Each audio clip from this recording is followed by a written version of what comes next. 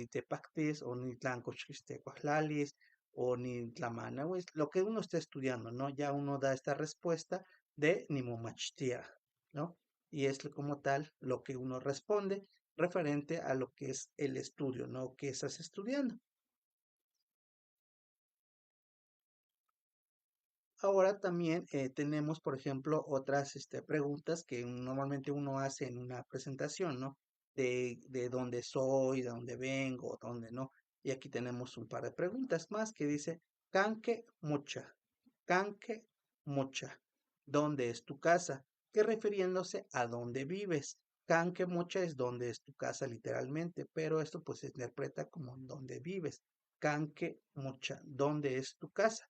¿Dónde vives? Y respondemos Nocha el Toc, que viene siendo mi casa está en o vivo en. Se puede interpretar de esas dos maneras. Nocha